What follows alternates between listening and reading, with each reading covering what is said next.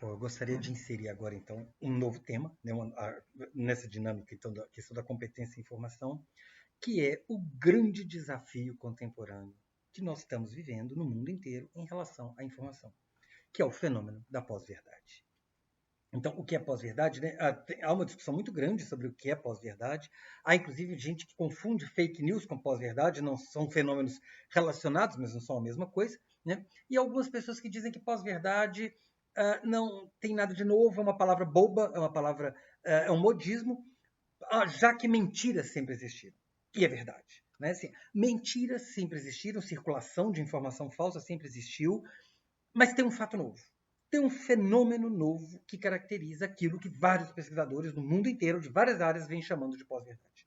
Então, pós-verdade, ela é uma palavra para caracterizar um momento contemporâneo em que nós estamos, então, testemunhando, né, um conjunto, uma disseminação extremamente ampla de informações falsas, informações, então, que estão interferindo ou que estão moldando a tomada de decisão das sociedades. Então, países, né, estão decidindo seus presidentes, estão decidindo a sua adesão, sua permanência ou não a blocos econômicos, estão decidindo coisas com base em informações falsas.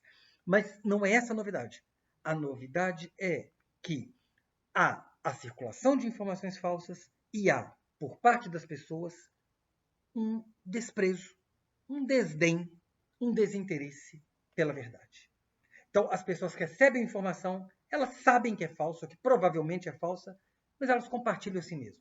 Elas não se importam. Né? Então, hoje, esse é o fenômeno novo, né? Esse desinteresse pela verdade. Né? Ou, a gente poderia dizer, né, colocando em outros termos, em que medida disseminar informação falsa ou a não veracidade da informação se torna banal, se torna alguma coisa naturalizada. As pessoas não se importam. Né? Então, esse é o fato novo. Nunca na história da humanidade, nós tivemos tanta possibilidade de checar se uma informação é falsa ou é verdadeira. Né? Se a gente voltar aí alguns séculos para trás, vamos imaginar aí, 7 séculos atrás. Né? Então a pessoa está lá, imaginemos na Europa feudal, né? E aí alguém está lá na cidadezinha dela, sempre viveu lá, não sabe ler, e aí alguém vira para ela e fala assim, olha, eu fui até a China, eu fui até sei lá onde, e lá tem dragões. A pessoa não tem como conferir aquele relato, a veracidade daquele relato. Ela não tem como confrontar, que não tinha nem enciclopédia. Né? Então, a pessoa acreditava. Então, você tinha uma situação em que um ambiente propício para propagação de informação falsa, porque simplesmente as pessoas não tinham como checar outras fontes de informação para checar. Hoje, qualquer coisa que nos dizem, né, qualquer informação sobre um político, sobre um país, sobre um fato, eu tenho, né, cada um de nós, com nossos aparelhos, smartphones, em alguns segundos, nós temos condição de verificar se aquilo é verdadeiro ou falso. Mas não fazemos. Esse é o fato novo, né, que então tem desafiado os pesquisadores agora dos últimos anos, né, porque fenômenos políticos de altíssima relevância, fenômenos econômicos, fenômenos sociais, fenômenos políticos, culturais, estão acontecendo e estão sendo moldados por um elemento novo, que é a pós-verdade. Então, a pós-verdade ela não é exatamente, ela não é sinônimo de mentira, ela não é sinônimo de informação falsa. Ela é uma cultura. Ela é uma mentalidade, um ethos, por meio do qual, né, ou que se manifesta pelo desprezo pela verdade. E ele é basicamente incorporado, né? Então, na verdade, tem gente que atua de maneira espontânea nisso, tem gente que atua planejando isso. Né? Então, nós temos políticos que se aproveitam disso. Né? O grande exemplo mundial é o Donald Trump, que é um político que claramente não está nem aí para a verdade. Né? O Washington Post uma vez fez uma contagem dizendo que o Trump mente 6 vezes por dia. Ele mentiu, no primeiro ano de governo dele, ele mentiu 6 vezes, no mínimo 6 vezes por dia, em declarações que ele diz, de coisas, e não se importa com isso. Né? Então acontece uma coisa, ele diz, tem um fato famoso da campanha dele, não foi exatamente ele que disse, foi a chefe de campanha dele, só para contextualizar aqui, né?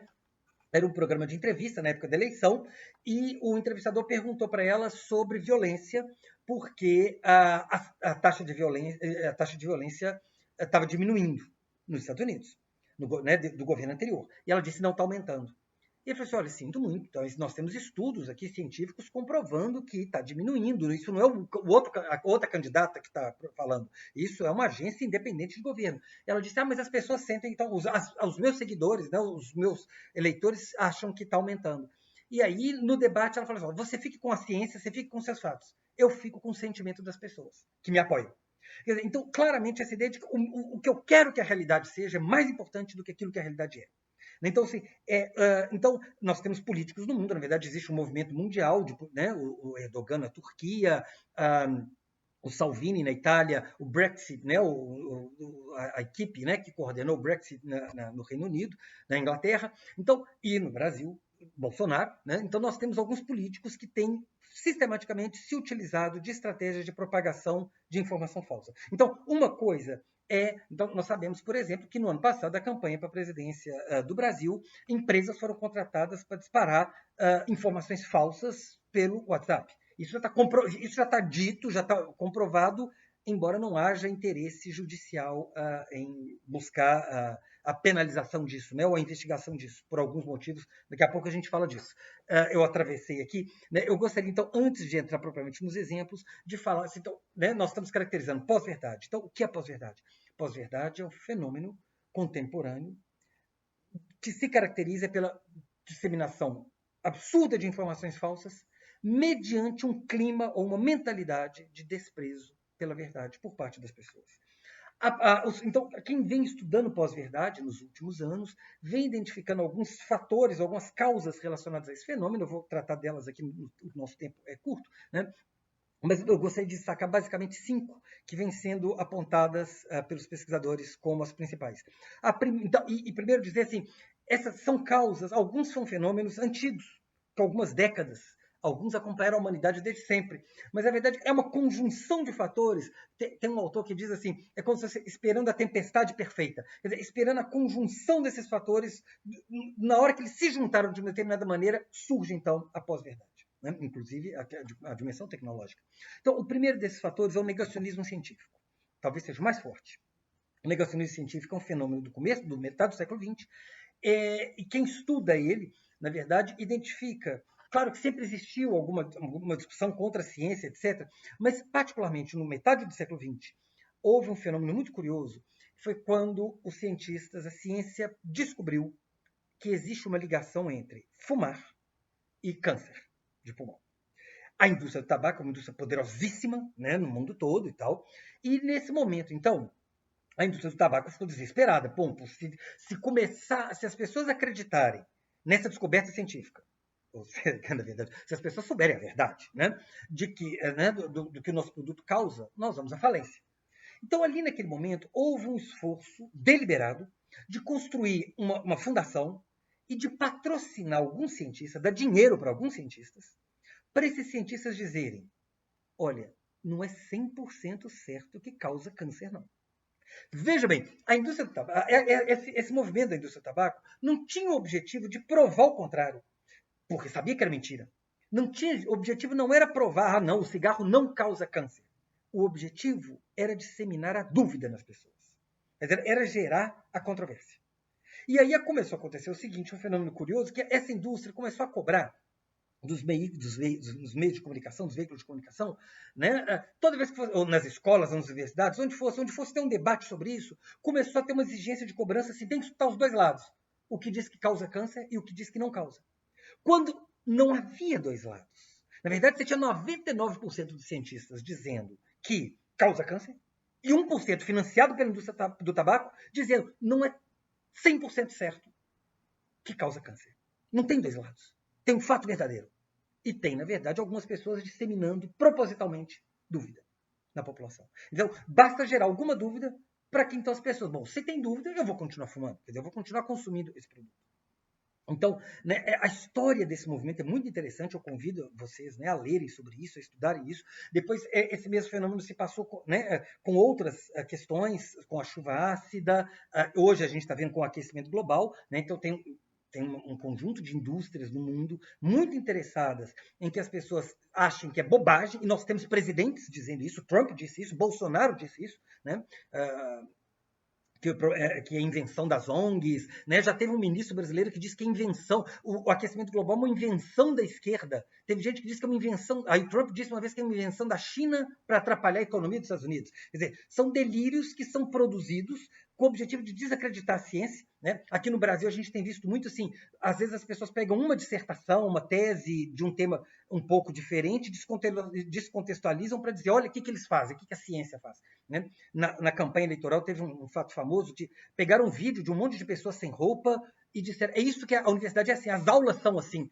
O fato não era nem no Brasil. Né? Mas então o negacionismo científico tem a ver com isso. Eu desacredito a ciência, então a gente tem hoje um movimento de vacina muito forte, né? Nós temos terraplanismo, nós temos congresso de terraplanista, então né, nós temos um movimento por meio do qual eu desacredito a ciência, né? E a ciência hoje é a maneira, a forma de conhecimento mais próxima, né, ou mais rigorosa para o conhecimento da verdade.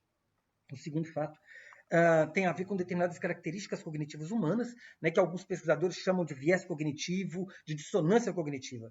O ser humano tem uma tendência a recusar os fatos que contradizem aquilo em que ele acredita. Nós fazemos isso, né? A gente tem tendência a buscar o conforto psíquico. Então, se eu acredito que eu acredito piamente que um político é mau, e aí tudo que aparece que diz que ele é corrupto, mesmo que seja falso, que seja muito improvável, eu acredito porque corrobora, eu não gosto daquele político ou daquela pessoa. Né? Ou eventualmente o contrário. Né? Então, esse fato não é novo, o ser humano sempre foi assim.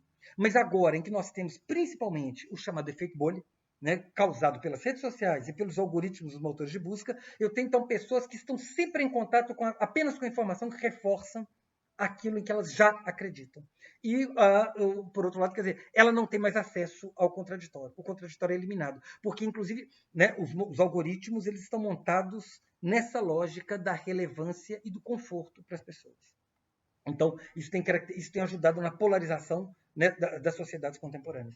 O terceiro elemento, né, a queda dos meios de comunicação de massa tradicionais, né, o que a gente tem chamado de desintermediação da informação.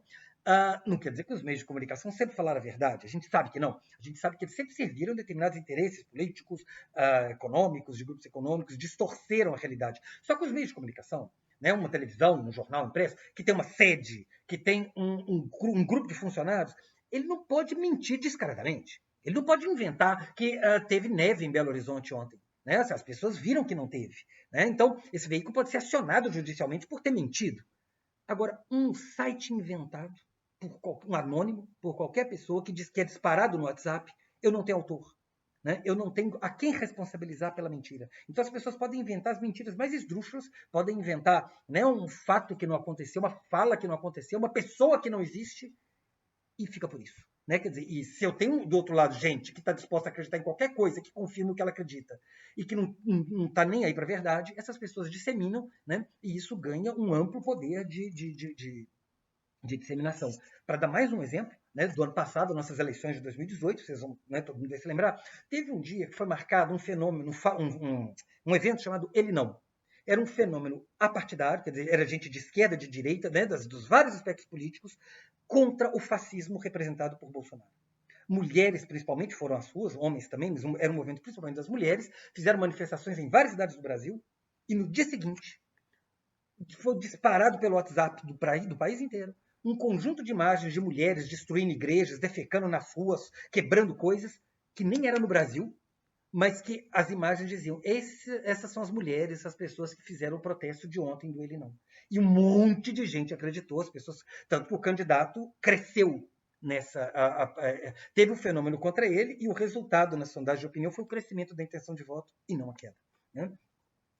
O quarto fator, que tem a ver com então, a pós-verdade, né, o auge das redes sociais, né, com a produção do efeito bolha, né, mas principalmente com essa disseminação subterrânea de informação, que se dá no WhatsApp, principalmente. O WhatsApp, empresas são contratadas para disparo em massa de mentiras, e nós não sabemos para quem elas foram, quem produziu, quem pagou. Né? Diferente, eventualmente, de uma postagem numa rede social, que alguém, pelo menos, pode questionar, pode ir lá discutir, né? Ou de uma veiculação pela televisão ou por um jornal. Nesses casos, o subterrâneo, né, não é encontrado depois para poder prestar contas.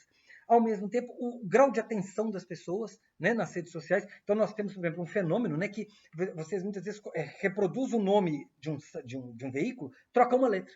Então você garante a credibilidade daquele veículo para uma informação que é completamente falsa, completamente inventada. E o quinto, que é uma coisa que vem sendo muito identificada ao longo do século XX, foi muito forte o movimento de questionar a ideia de verdade. né? Então, quem é que é o dono da verdade? Dizer que, que eu sei a verdade seria um ato de violência. Então, essa ideia de que, na verdade, não existe verdade, existem percepções, né? O sujeito aqui está no sujeito a verdade. E essa discussão filosófica ela acabou sendo apropriada por certos grupos de extrema-direita no mundo para dizer, então, já que não tem uma verdade, eu vou impor a minha. Quer dizer, eu vou apresentar aquilo que eu acredito, aquilo que eu acho. Né? Então, essas são, rapidamente, aqui algumas características, né, do fenômeno da pós-verdade que compõem, então, um quadro. Né? Então, ela tem várias características hoje, né? O uso de robôs para disseminar determinadas informações, o uso de hordas de agressividade para matar digitalmente determinados atores que discordam de certas personalidades políticas, né? O fomento de certas teorias da conspiração, inclusive muito ingênuas por parte das pessoas, né? A pseudociência, o crescimento de grupos, de sites de pseudociência e, claro, então, parte disso tudo, as fake news. Quer dizer, informações construídas com mentiras, com o objetivo proposital de enganar as pessoas e fazê-las tomar determinadas decisões. A pós-verdade ela tem gerado consequências gravíssimas, né? Riscos para a democracia, aumento né? de regimes autoritários, de políticos, crescimento de políticos autoritários, extremismo, polarização, cultura do ódio, né? A proliferação da cultura do ódio, no que alguns autores então têm chamado eventualmente aí de fenômeno do grande retrocesso, outros têm chamado de regime de pós-verdade, outros têm chamado de sociedade do desconhecimento. E isso tem tudo a ver com competência crítica em informação.